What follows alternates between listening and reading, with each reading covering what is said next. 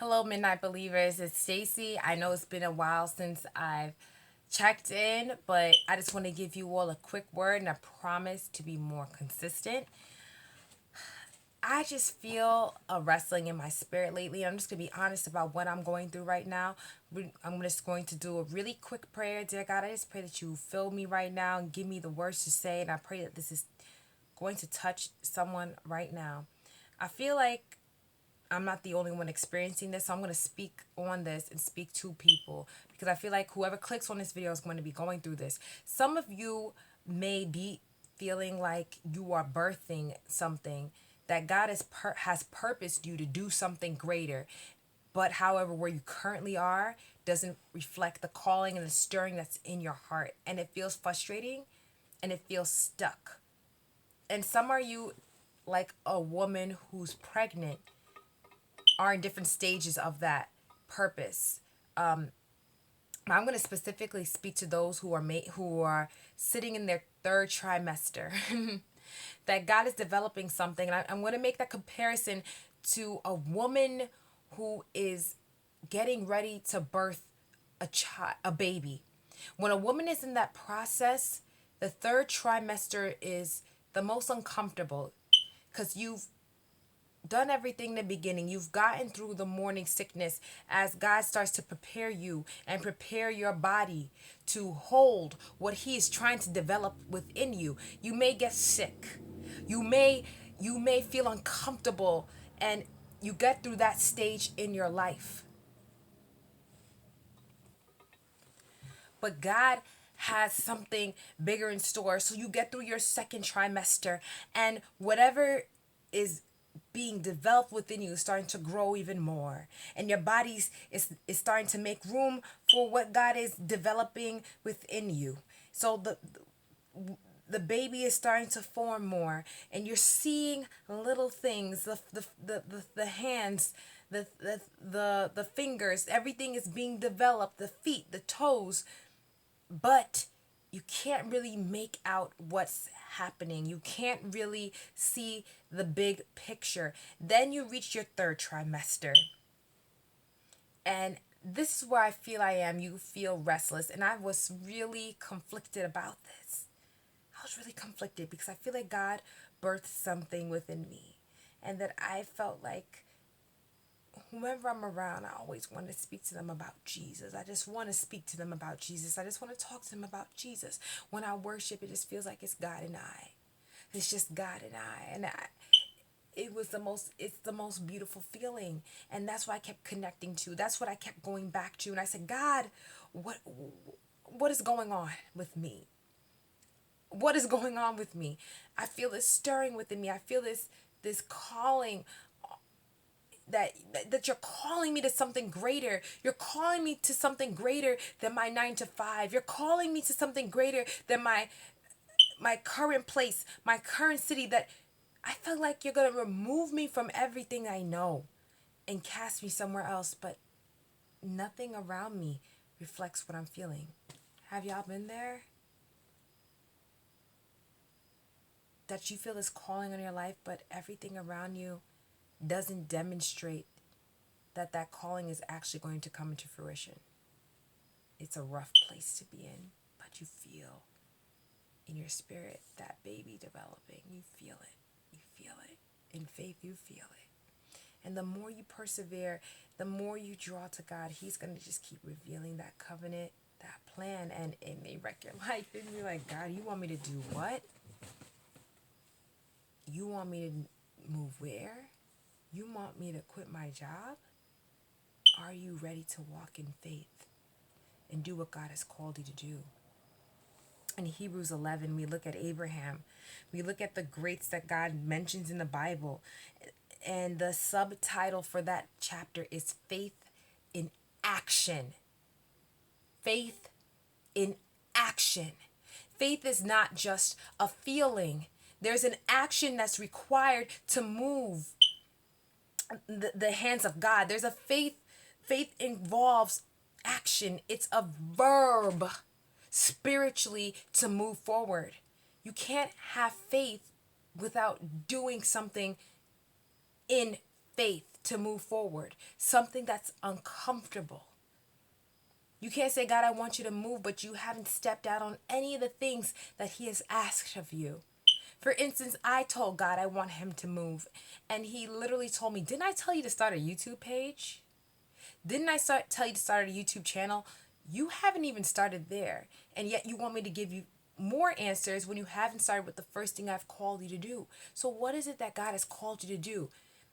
And the first thing may not necessarily be the revelation of where you necessarily belong, but it's the first step in hearing God's voice on a deeper level on what He wants you to do. And I really do feel that God has placed something within my heart to start moving on. And as time goes on and when the time is right, I will definitely be revealing more. But I just feel this calling on my heart to serve others and to love others on a deeper level, more than ever before. No matter where I go, I feel God calling me to do so. I look at Abraham because in chapter 11 of Hebrews, verse 8, it says, by faith, Abraham, when called to go to a place he would later receive as his inheritance, obeyed and went even though he did not know where he was going. And I want to stop right there because some people need to hear that. He was called and believed even though he did not know where he was going. It may not make sense. You see, because we are bred and taught to believe that if you're doing this, you need a plan for this. You need a plan for retirement. You need a plan and save for your future. You need to get a home. How you're going to save for your home. You got to plan for a family that you don't have. You have to plan for a marriage that you don't have, a spouse that you may not, a marriage and a spouse you may not necessarily have yet. You have to plan, you have to plan, you have to plan. You have to plan for your education. You have to get good grades from high school to prepare you for college, to prepare you for maybe grad school. We are taught to plan consistently, to plan all the time. But God doesn't necessarily work that way. He just says, you seek me more, and God just calls you out. He doesn't work the way we work. His thoughts are higher than mine, than ours. So we need to relinquish that, first off, and recognize that faith may not necessarily have a parachute. It's just jumping out and just believing God that He's going to take care of you. And once you realize that, you realize that this home is not your own. It goes on, it talks about several people in the Bible, and I highly recommend, if you're struggling with faith and where God has called you to be, to read all of Hebrews 11.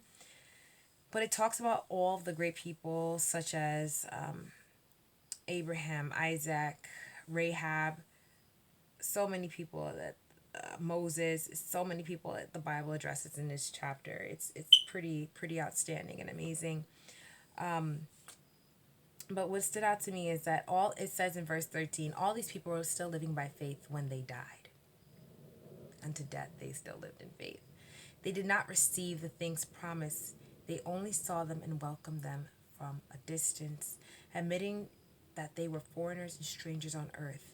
People who say such things show that they are looking for a country of their own. If they had been thinking of the country that they had left, they would have had opportunity to return. Instead, they were longing for a better country, a heavenly one. Therefore, God is not ashamed to be called their God, for He has prepared a city for them. This verse really resonated with me because it just shows me that this home is not our own. When God wrecks your life and He starts to stir something within you, what becomes familiar is no longer familiar. You may have thought in that I'm working, let's say, on Wall Street, and I wanted the promotion. I wanted the office on the 70th floor. I wanted to be in charge of this account. But all of a sudden, I have this desire to go to Botswana and serve children and families. And these desires are starting to dissolve. It may not make sense. You may be on track for promotion and God blesses you like Joseph in everything that you do. But He's called you to something greater. And it's going to cost.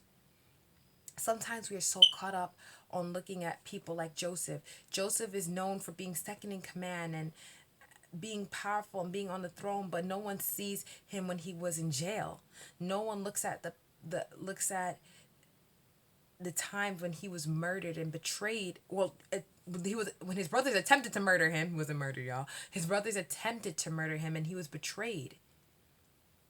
When he was thrown to jail for something he's never done.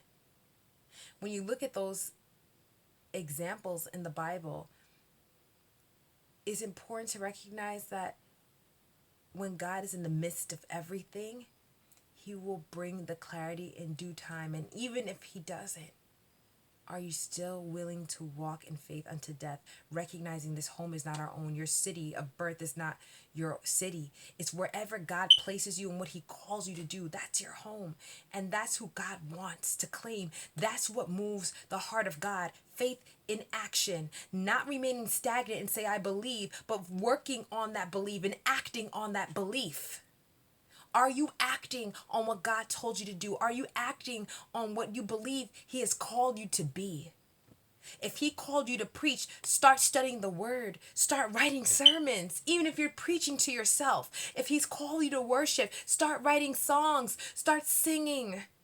God will open doors which no man can close.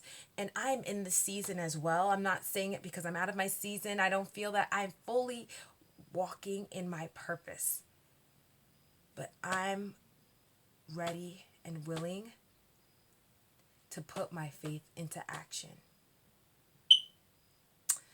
That's it. God bless you all. I'm going to keep you in my prayers. Keep in touch. More things are to come. Take care. Good night.